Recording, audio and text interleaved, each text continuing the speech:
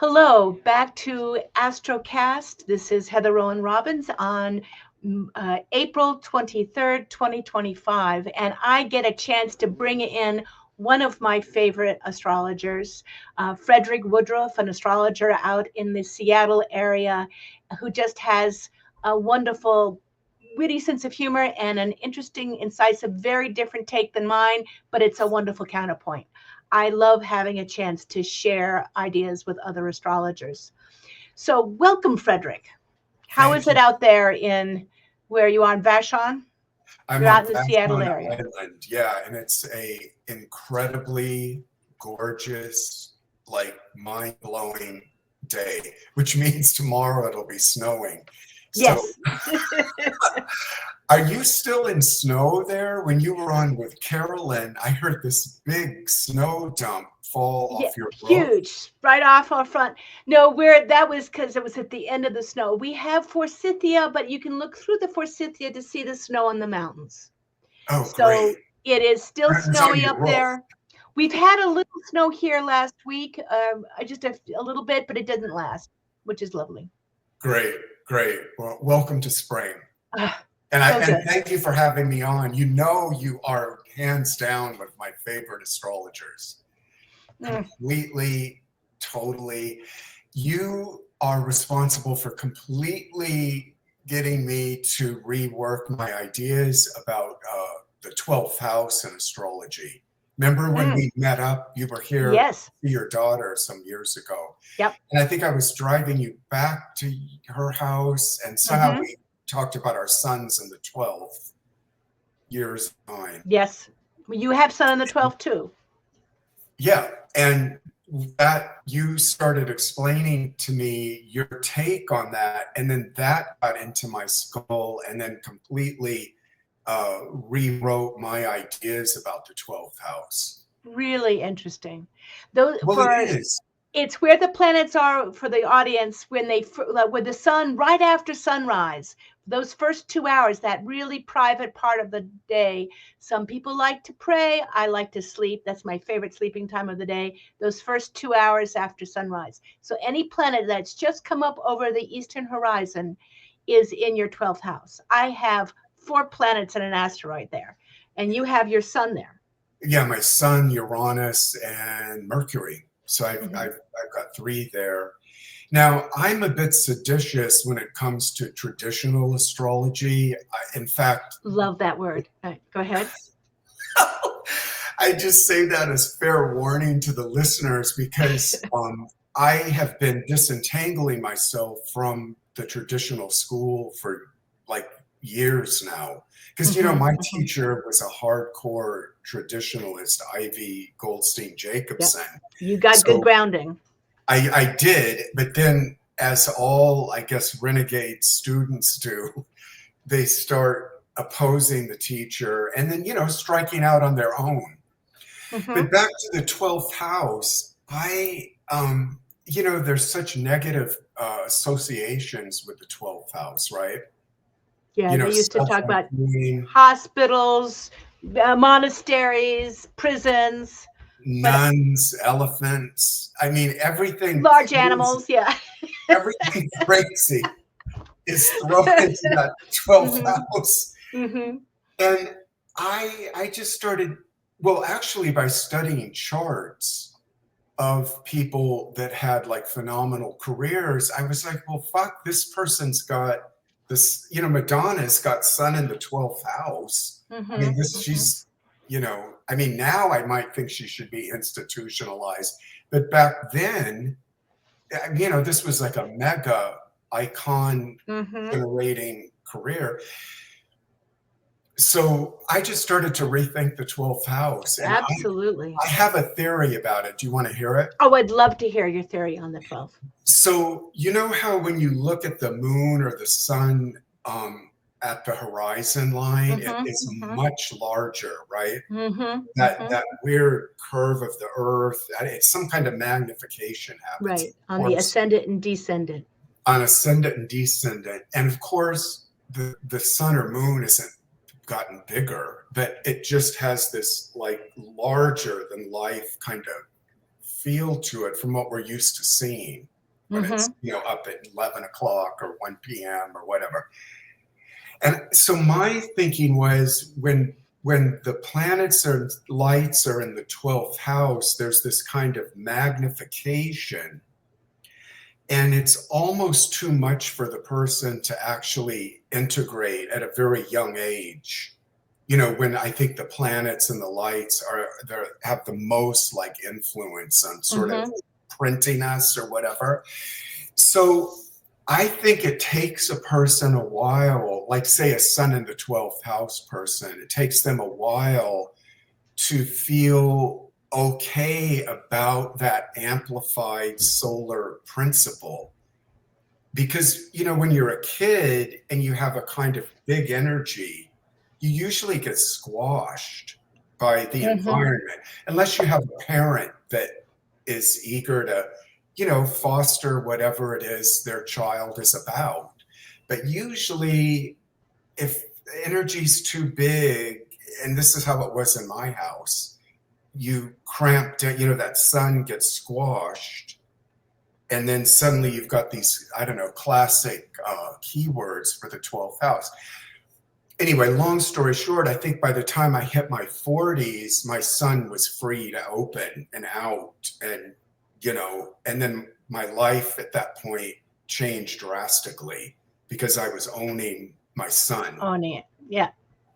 That sort of fits with what the Gauguin studies, where they said, contrary to traditional astrology, the planets, particularly within the 15 degrees of the ascendant or descendant, that have just passed those cardinal points, are really integral in who you become. Yes. But what I found is that if it's in the 12th, you don't show it much as a kid.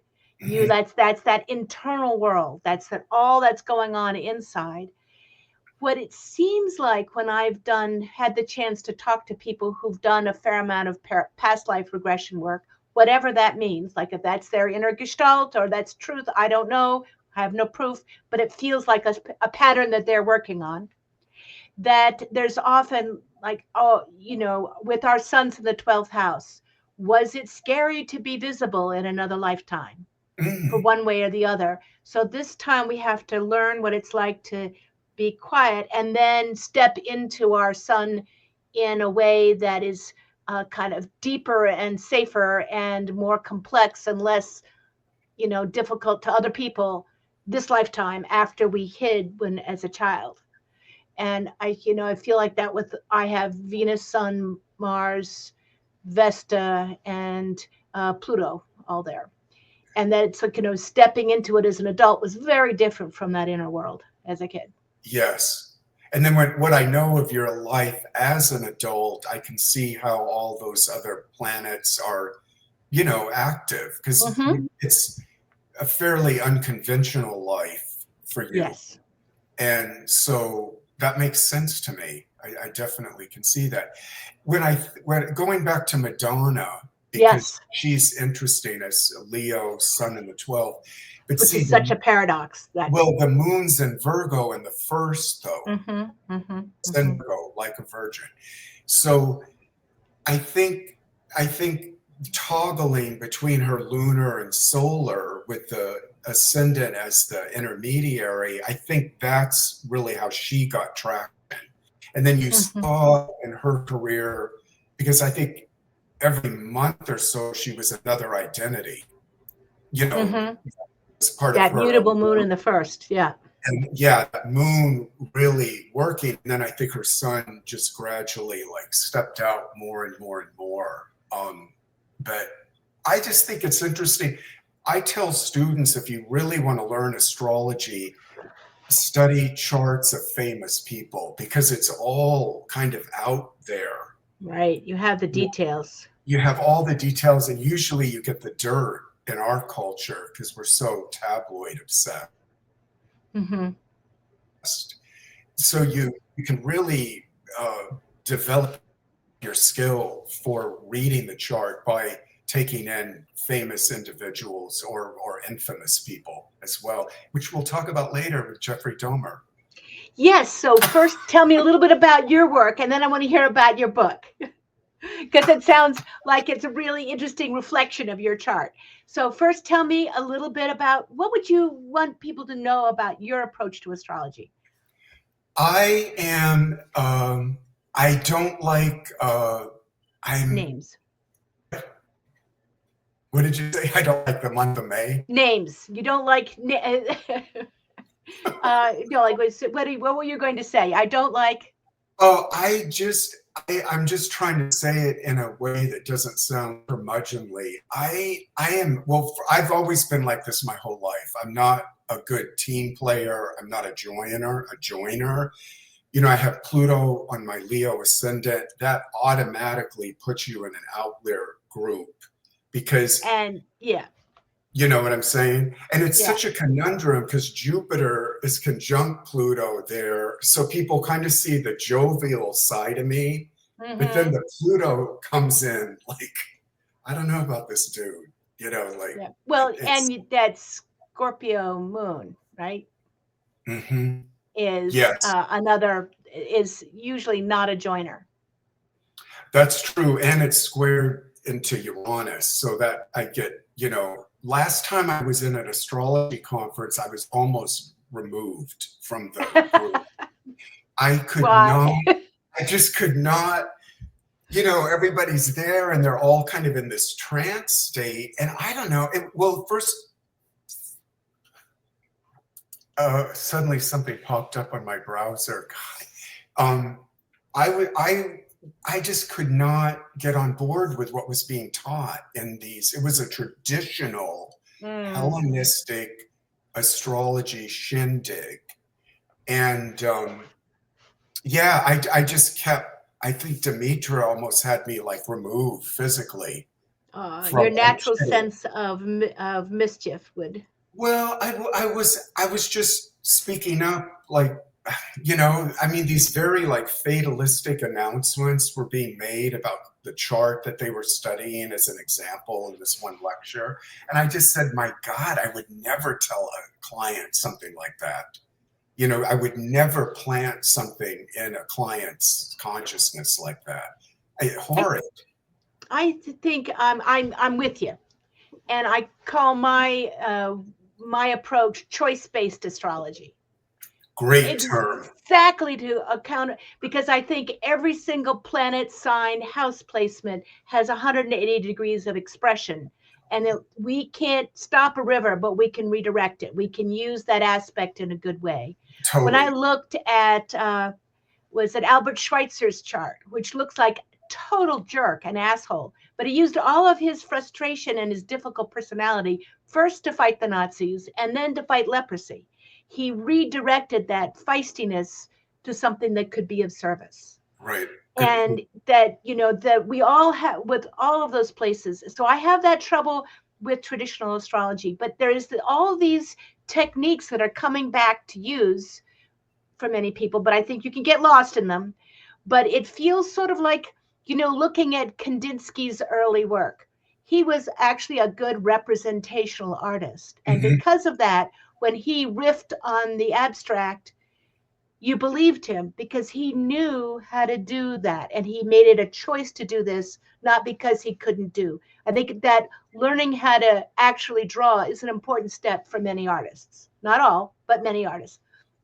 I think knowing what the traditional techniques are gives us a good foundation, but that's not where I want to stop. I do not believe in fatalistic approach to astrology because even if you're right, did you help them any?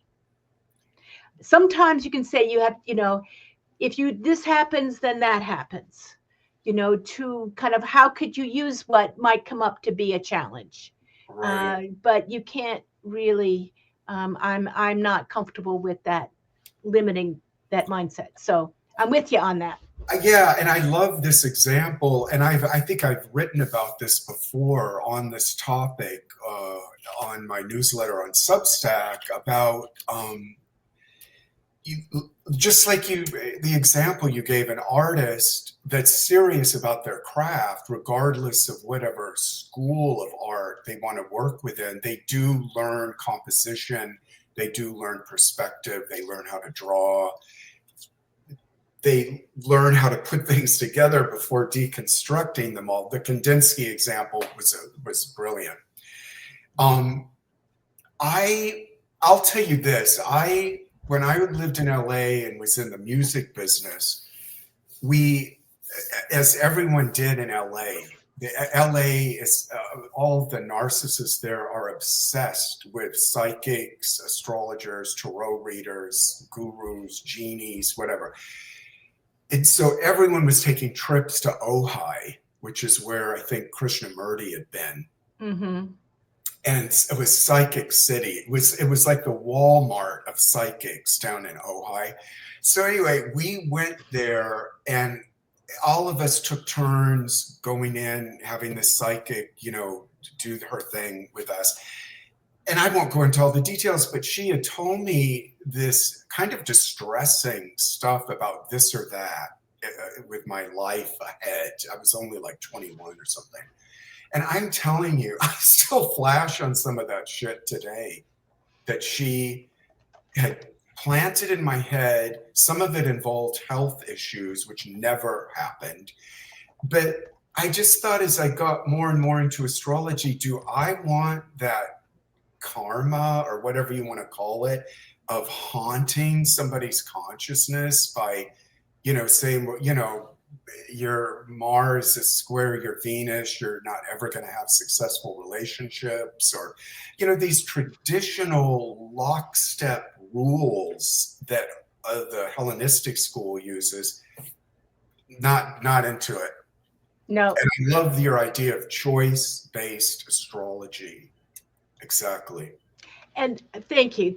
And I agree. I'm not, and again, I don't see all traditional astrologers doing it that way, but that's my problem with getting stuck in that mindset. How to bring in some of those techniques and use it in our mindset, which is choice-based. I remember a client came to me once, and when I was first starting out, and he says, I'm a math professor at MIT, just starting out, so don't tell anybody I'm here. And I said, don't worry, my father was a math professor, I get it. So that you have, they said, but when I was 19, I went and saw a gypsy, and she said I would be dead at 40, and I'm 39, and I'm starting to not feel well. Mm-hmm. And I said, let's take a look. And I could show him, I see some of the patterns that she saw, but I don't see death. I see you asking life and death questions. I see you wondering what's really important to you and how do you make sure that you are fully alive now, not you're going to die. And his health started to shift. That gets implanted in the back of our psyche. I remember people go into a mild trance when they go to a reader, go to an astrologer. And I want everybody to kind of notice this, that if your reader is not spacious in how they present things, you need to stay awake and question all of those pieces, because you may be living it out in a very different way. That that it can get stuck. That one hypnotherapy session I was studying back then, there was a doctor, the guy who was running the show was old man, was working with a young doctor who had been in terrible pain since his surgery. He had operation on his back and was in terrible pain. And as they took him back in hypnotherapy, he remembered hearing the doctor say, when he was coming out of back surgery, which hurts like a mother, because I had it last year, it said, I'm in pain. He goes, you're just going to have to live with that pain. And his psyche heard, if you let go of that pain, you die. Because the back of our psyche is very literal. Mm-hmm. And I think of this every time we talk as astrologers or readers of any kind, that you are implanting seeds like that in their psyche. Right. And you do not, first do no harm. And, I remember hearing from one client who, back when Pluto was inside the orbit of Neptune in the 90s, and Pluto transits hit you then in a way that they don't now because Pluto's headed way out.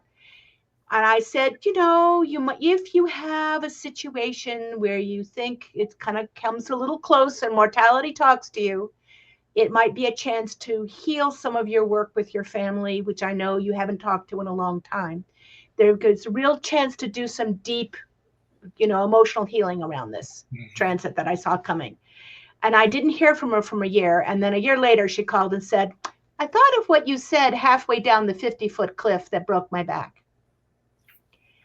And I had to go home and live with my family, who I hadn't talked to in 10 years, while my back healed. Wow.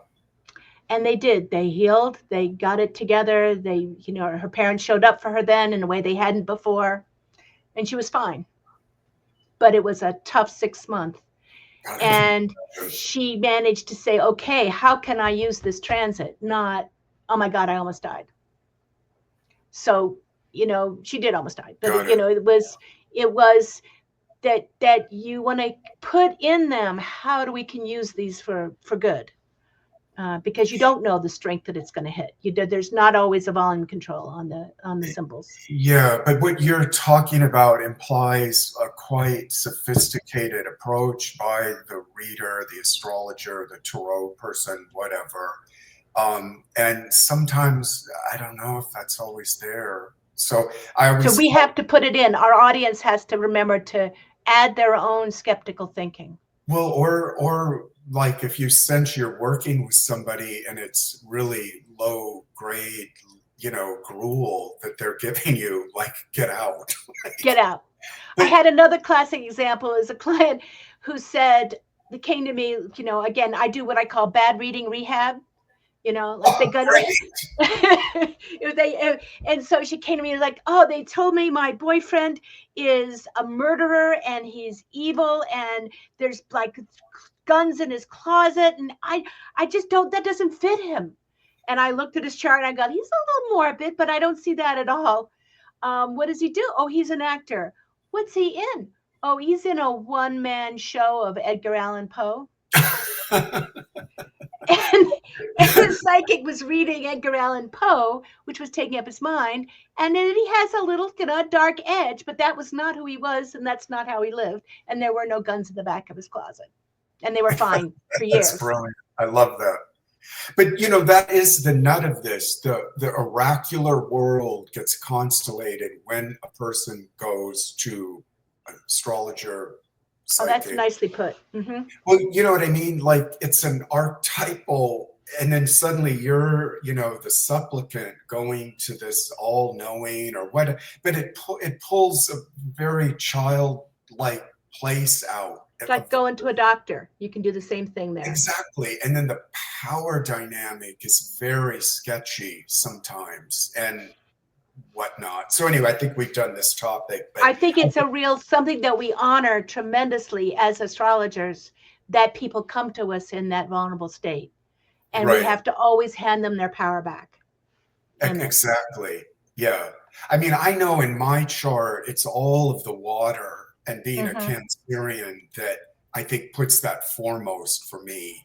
Yeah, because I am, even with my readers, I'm always trying to be aware of how I'm expressing ideas that aren't seemingly like etched in stone, and create dialogue with them that's faceted. It's not like this transit is this and you're, kind of, in fact, a lot of that kind of stuff drives me crazy.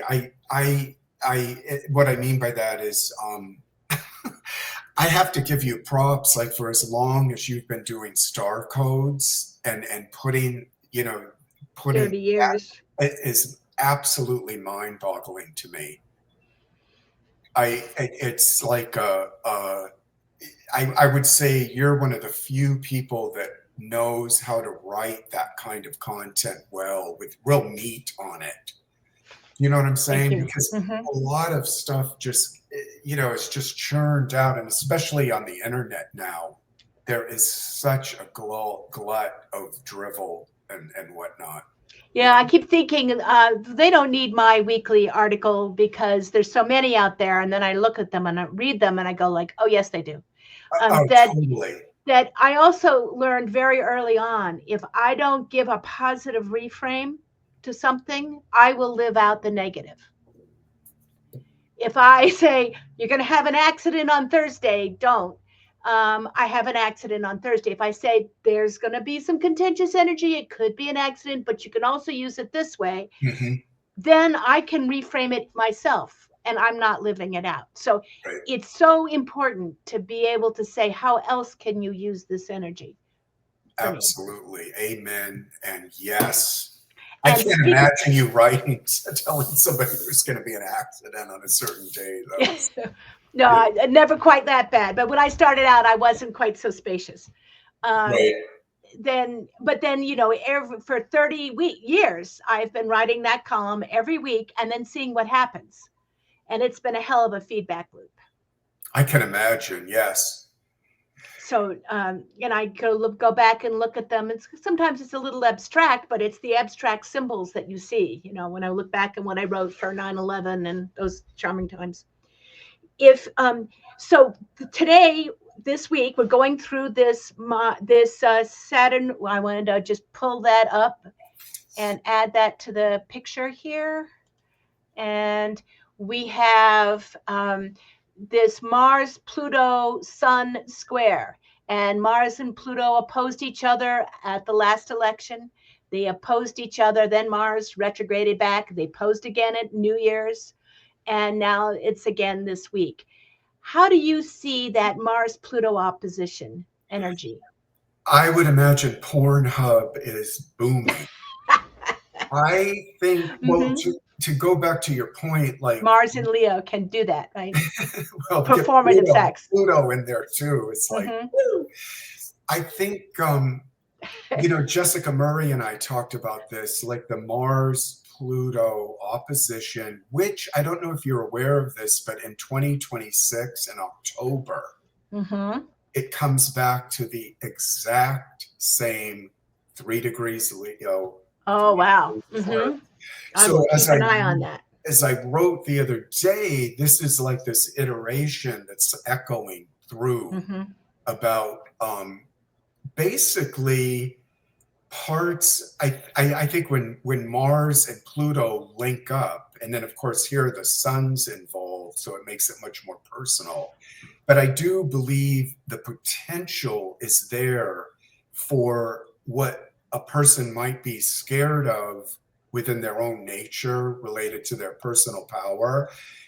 This is a great opposition to reel it in, because you know how it is. Generally, oppositions are projected out onto somebody.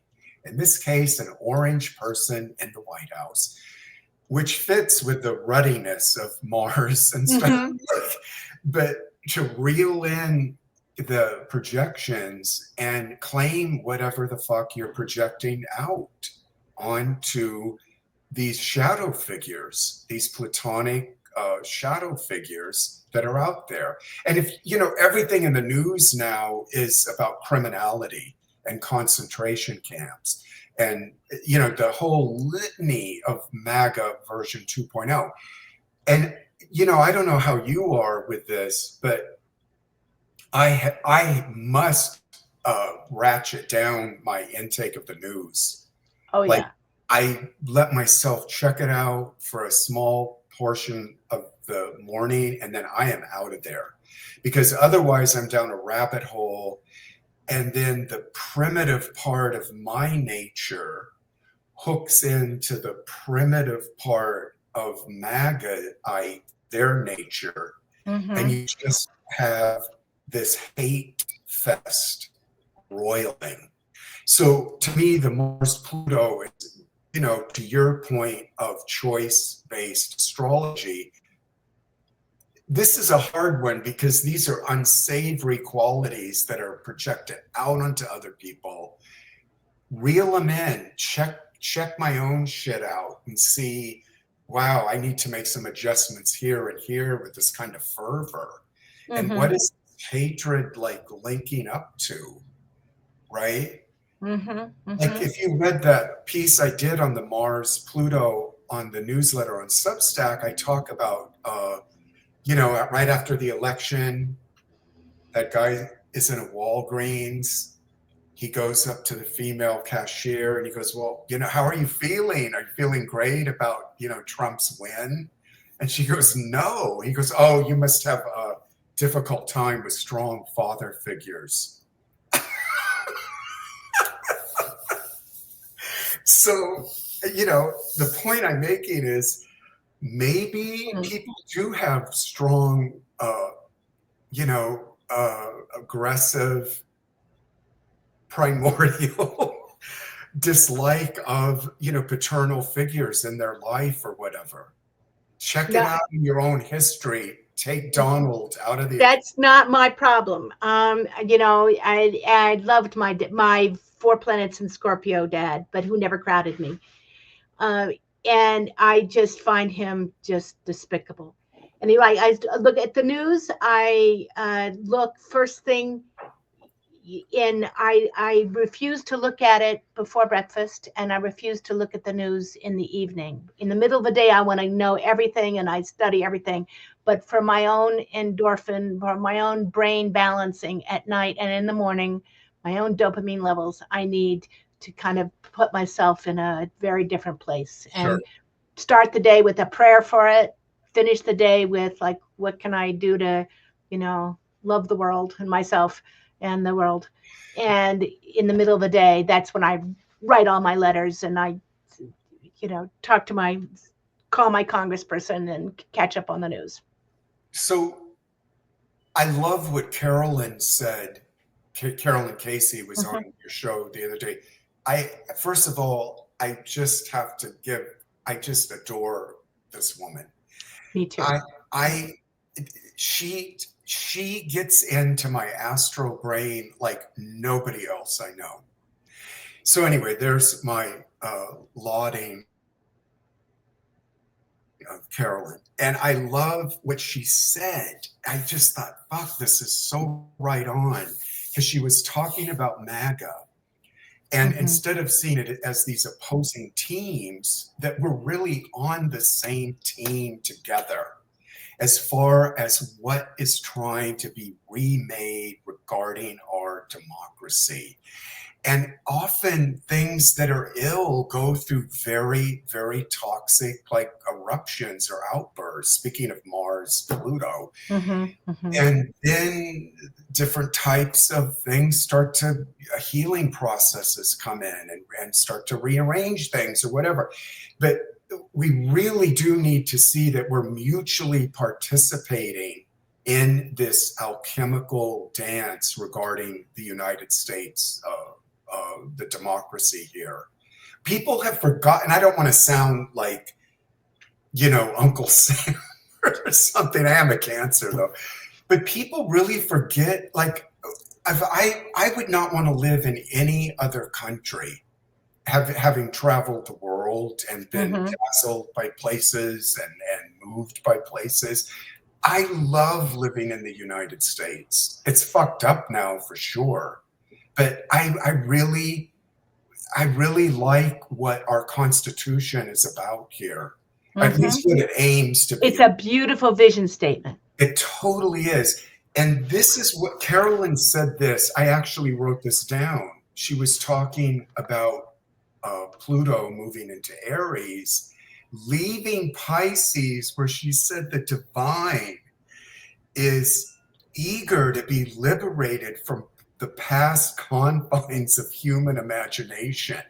So all of these ways about the American vision and how it's gotten distorted and the craziness of the Neptune, Saturn, Pisces transit, fake news, every reality was out the window. Like she's saying, Neptune's like going into Aries. It's now whatever we imagine will quicken. And I thought, God damn, that's it in a nutshell. Saturn's coming there, the adults entering the room now, and I'm hoping that Neptune-Saturn confluence, when it perfects next year, that is going to be what a lot of us have been longing for. So, May from your lips to the divine ears up there. I think that would be a powerful combination. I agree. Yes. And I just want to add, think about it. By the time that perfects next year, because we get a little bit of an inkling of it conjuncting this year, but then it perfects next year. And I think a lot of the MAGAites are going to feel like fucked over by then. So I think we're going to have this kind of a shift into like a different kind of Aryan activism. We'll see. We'll see. And what do you feel? And then let's take this back to your book, which sounds such a bizarre thing to be writing on in this sign. Yes, like we're talking about, wild things, and yes, and owning back projections and other such exciting things. I was going to bring on maybe right before that. I just want to add, this is the chart for the Constitution. It wasn't done. No, I'm sorry. That wasn't it. It's here somewhere. Remove. Nah, I can't find it now. What were you going to put up, the Sibley There chart? It is. This is the Constitution of the United States. This is when it was signed. As far as we can figure out, the houses may not be exact because we're not sure exactly on the time, but it seems to be at the end of the day was all the signing was done. We see that Moon in Sagittarius, the lineup of planets in Virgo that went through Neptune opposed all of that at the beginning. It is, where does Neptune, where do we believe? We believe in balance and fairness. The beautiful Neptune trine that Saturn, Pluto conjunction, or close to conjunction, had just finished during that time.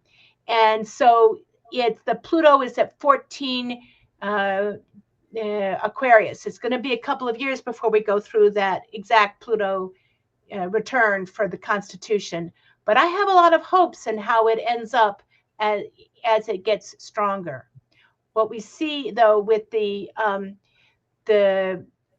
Venus at 3 degrees, Mars at 3 degrees of Cancer for the Constitution, that everything, that Pluto is now in quincunx, that there's a lot of aspects hitting that. Neptune will be squaring that Mars, saying, what do we believe? And what are we upset about? And where are we going to take our ground? And where are we going to hold our grounds? But I have hopes.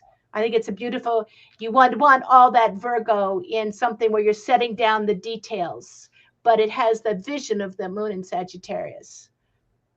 Well, it has the Virgo brevity because, I mean, the Constitution for like the state of Oklahoma is like 300 pages long. And ours is like, I can't remember, like 12 very or 20 succinct. Total Virgo. Very succinct. I have to admit, this is the first time I've ever seen this chart. It's really interesting. I'm used to seeing the Sibley, Right. I look at the Sibley chart for A Mythic America. This is an interesting one because I wanted to see where were everything when the Constitution was signed, because we have in our natal chart for the country, Pluto is in Capricorn, and it was an exact Pluto return on January 6th, right, or very close. And where we went like, will our country last? And so we see the Pluto return now of the Constitution itself, which is in a different place and much more idealistic. Now, did you say, excuse me, on January 6th of this year, when was it January 6th when Trump's people almost took over the Congress? That was in the heart of America's Pluto return. Oh, okay. Yes, right. I thought you were referencing it to this chart. Did you say? Sorry, I was. It's all right. Taking it all over the place. But this is I think going to call us back to how are we living this out? How can we come back and strengthen this? And you see all the power behind the scenes, but the belief, the idealism, and that is inherent in the Constitution. Mm-hmm. Yeah, and then it's certain echoes of the independence chart on July Mm-hmm. 4th with Yep. the Sag ascendant that says the Sag moon. Yep. Yep. And then I'm just curious, like, okay, so I was looking at there's a trine between Saturn and Uranus in the independence chart. I was seeing Mm-hmm. what it was doing here. But this is fascinating. Thanks for bringing this to my attention and your Oh. listeners and viewers. And so now that we're finished, we'll see what happens with our country, and let's get back to let's stay in touch on that one.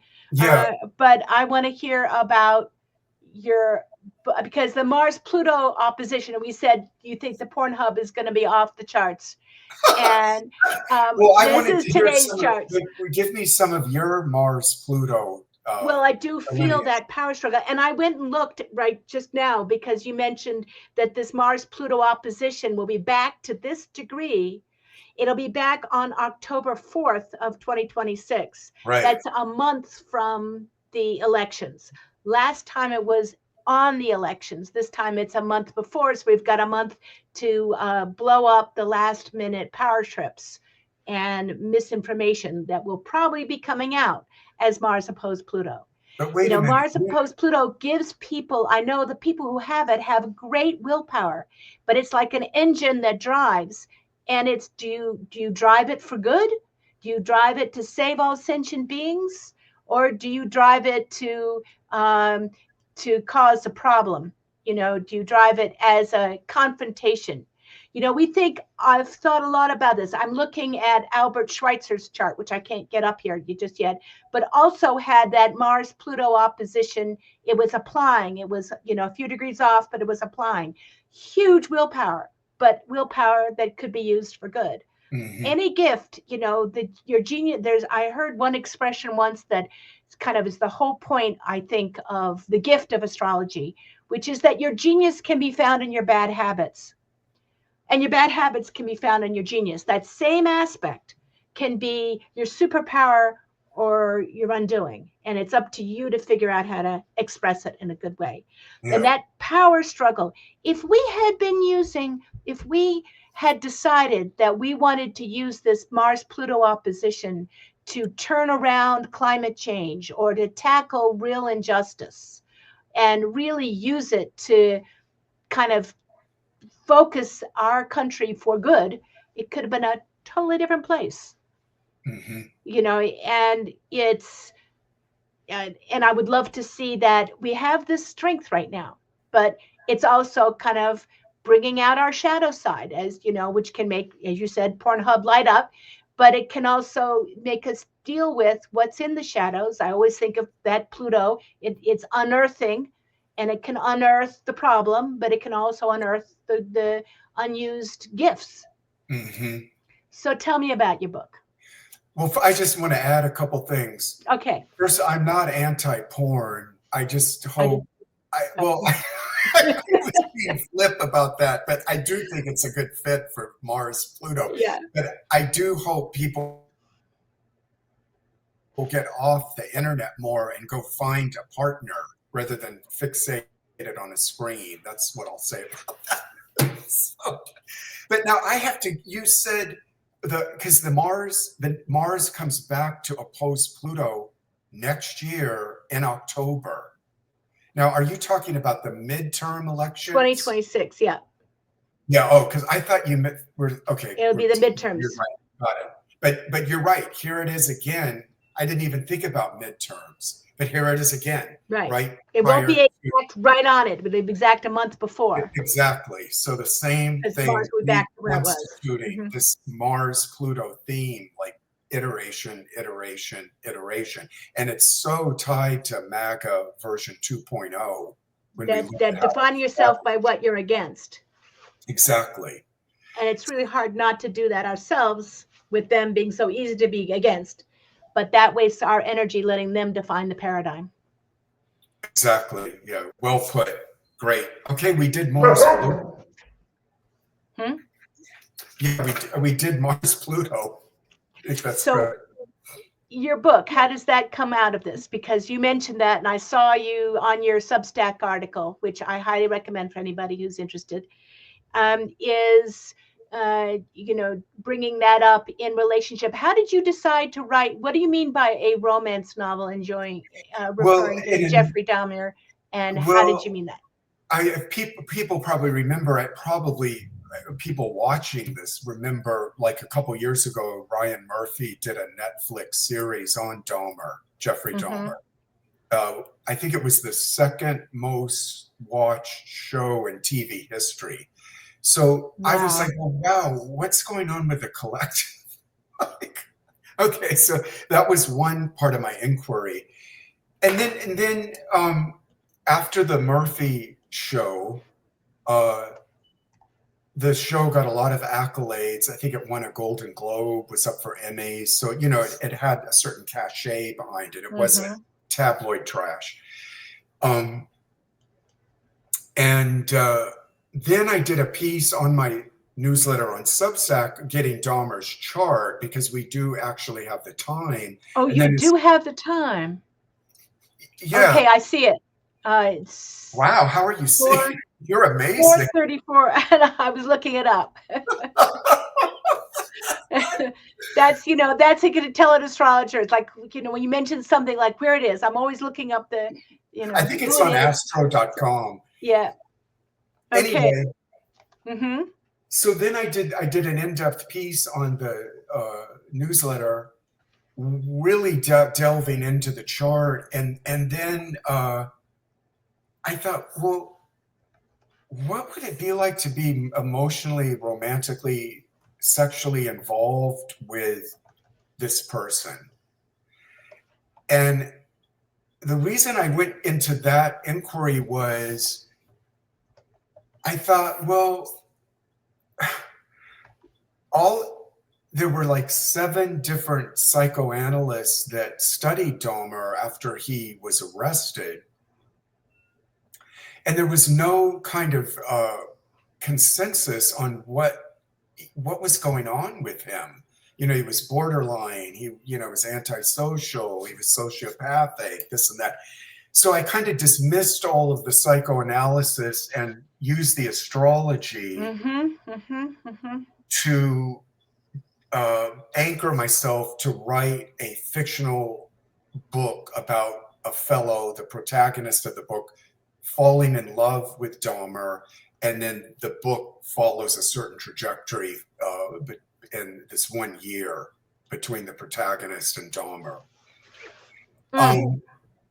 I don't want to give a lot away to the book because there's surprising twists and turns, and it is, of course, fiction. But and when is it coming out?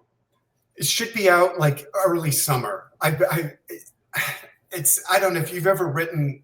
Have you ever written fiction? No, I'm telling you, it's a nightmare because, well, here's a story. There's the Louvre one day, these 2 guards were in there working, and they see this old man has brought paints in and is repainting one of the pictures hanging in one of the halls of the Louvre. And it was Picasso. And he just was not happy with this painting that was up there. So he had come in to touch up some stuff. It's only a Scorpio could do, obsessing about getting it. Was it his painting? Yeah. Oh, good. It wasn't a Da Vinci, right? Or something. So I don't know if that story is true. I like to think it is because I relate to it. Because to your question about when is the book out, I had planned to have it out earlier, until last year. Anyway, now I'm looking at summer.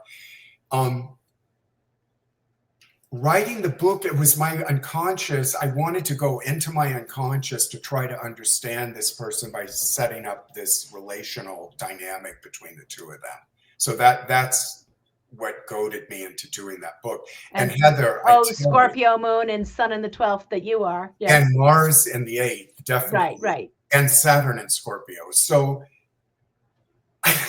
I will tell you this, I swear this is true, and it sounds like a cliche, but I picked up a pen and I wrote all this book by longhand. Wow. I set the book to, I started writing, and it just, honest to God, it just flowed out of me from top to bottom in that book. I have all these like notebooks filled. Then of course I transposed it or translated. Well, I noticed that your moon is at 1 degree of Scorpio, correct? Yes. So Pluto has been squaring your moon for the last 2 years. And everyone I know has died. Oh, I'm so sorry to hear that. So you know, that's a Pluto, that's the death on one side. And exploring, you know, you've kind of, sounds like you spun dirt into gold. You wrote a whole book exploring something from a very dark corner. Mhm. That is really an interesting use of a Pluto square your moon. I'm sorry to hear that everybody died. Well, I'm being facetious, but not really. Last year, it was like, I think every 2 months someone was dying. And you know how you have a certain amount of people on your chessboard, you know, your life narrative? Yep. And it was those kind of pieces getting taken off the board. You know, people that are just, well, I think anyone hitting 70 as I am, I think, you know, this is a rite of passage that all the chessboard is emptying out. It And is. I'm thankful to still be here, still thankful you're here. But Me too. I mean, have you noticed this? Of course. I heard Carolyn talking about it. It was like, boom, boom, you know, this cousin was gone, this brother was gone. It's like dominoes going down. It's very wild. Yeah. It is. I lost a lot of people earlier on in my life, so there is less on the chessboard to lose at the moment. Well, okay, that's yeah, right. I'm sorry though. Still, it's not easy. No, to have all of your beloveds on the other side, except you feel like the universe holds your beloveds. But what do you have? What work do you have left to do while you're here? Exactly, and that is the question, for sure. That is. Well, that sounds, I hope that the book sounds really juicy, like it came from a really deep exploration in you and of dynamics, and what an interesting example to choose from. Yeah, that's a euphemism. Sure, I'll take that. Yeah, I think people will like it. I think it's well written, which coming from me with Jupiter and Virgo, conjunct Pluto, that's saying a lot. It's hard often to get stuff out. Well, you're a prolific writer, and I love your writing, and you are good at turning that phrase. So I bet this book is going to be juicy. Thank you. I think people will love it. Wonderful. And we're coming up to the end of our time. Is there anything else that you want to share about yourself, your work, before we, this point in time? Just invite people to come over to my website. It's right there. And also to thank you for having me. I'm so happy you've started this part of your odyssey with astrology, because I know thank you. Coming onto video audio for a 12th house sun person, you know how I did it for myself? I made myself get on TikTok and started shooting videos continually, because I did not like being on camera and stuff. I just didn't want to do it. So more power to you getting the video thing going. And thank you. I let my Mercury in the first lead, but the 12th house goes like, I'm not talking to anybody between times. So I do a few intense ones, and then rather than, you said, oh, just do little 5-minute things here and there. I said, no, that's my private life. I will come out and I will be here and I will do this, which is great. Totally. Well, I haven't been back to TikTok after I got my cast going, because then, like you, I just found it was easy to do one thing, long form, done, and then back exactly to, you know. So for the other people, I mean, I love doing small pieces, but by writing, not by person. You're going to be on how often are you doing? Once a month I do this, and I'm going to spend some time talking about this. Every week I do Access Astrology with Mark Woltz and Ann Ortley, and we talk about the week ahead for half an hour. We were on Blog Talk Radio. They went under, so we're doing that here. Oh my God, you've been doing that for 30 years. Yeah. I remember the Blog 15 Talk years. Radio. Yeah. The three of you are still doing that. Yep. We used to do Awesome. talks at East West Center in New York. And now that we're at 4 corners of the country, we still do it online. I love it. More power to you, Heather. Fabulous. Thank you, my dear. It's wonderful to talk to you. I hope to speak with you soon. Definitely. And great. You Great. take care. Goodbye, Thank you. everybody. See you Bye, next everybody. week, next month, the 3rd Wednesday of the month. Bye.